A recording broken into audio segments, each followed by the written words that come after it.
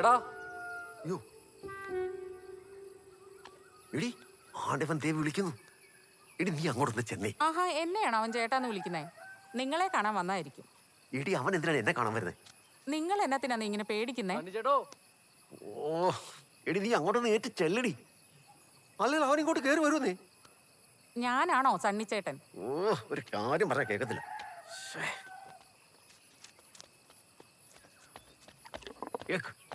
ഏറ്റടി. ആ വിട്ടേ, എന്റെ കയ്യിലെല്ലാം മീനാന്നേ. നിങ്ങൾ എന്നെ ഈ കാണിക്കുന്നേ? എടി പോയി എന്നാന്ന് ചോദിക്കേ. എടി ഞാൻ എന്തെന്ന് ചോദിച്ചാ ഇവിടെ ഇല്ലാന്ന് പറഞ്ഞാ മതി. അതെന്നാത്തിനാ? എടി നീ പറയുന്ന പോലെ കേട്ടാ മതി. ഓ ഈ മനുഷ്യന്റെ ഒരു കാര്യം. ഞാൻ അവന്റെ കൂടെ അങ്ങ് പോകും.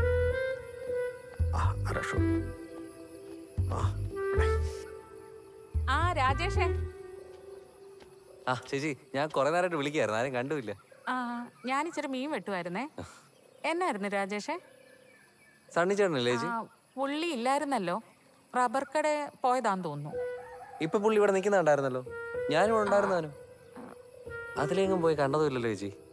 അത് പിന്നെ ഈ പറമ്പിന്റെ പുറകെ കൂടി ഒരു വഴിയുണ്ട്, അതിലേ എപ്പോഴും പോകുന്നു. എന്നാ അതാ കാണാൻ ചേച്ചി. ഞാൻ വന്നതേ ചേട്ടനെ ഒന്ന് കാണാനും ഒന്ന് പരിചയപ്പെടാനും പിന്നെ കല്ലിടീലിന് വിളിക്കാനും കൂടെ. ഇപ്പൊ ചേട്ടനില്ലാത്തോണ്ട് ചേച്ചിയോട് പറയാം. അപ്പൊ നാളെ രാവിലെ 8 മണിക്ക് തറക്കല്ലിടീൽ. അച്ഛനും വരുന്നുണ്ട്, ചേട്ടനും ചേച്ചി വന്നേക്കണം.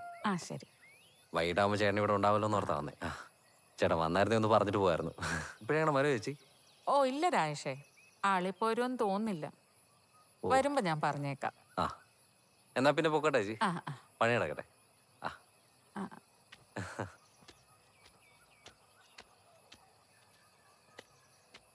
എടി എടി അവൻ എന്താ അടി വന്നേ? അത് നാളെ അവന്റെ വീടിന്റെ കല്ലിടിയിലാന്ന് പറയാൻ. ഓ നാളെയാണോ കല്ലിടിയില്?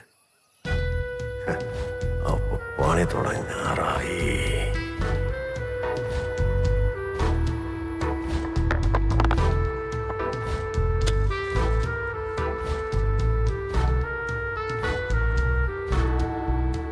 എല്ലാരും പോയി. നീ വരുന്നുണ്ടോ?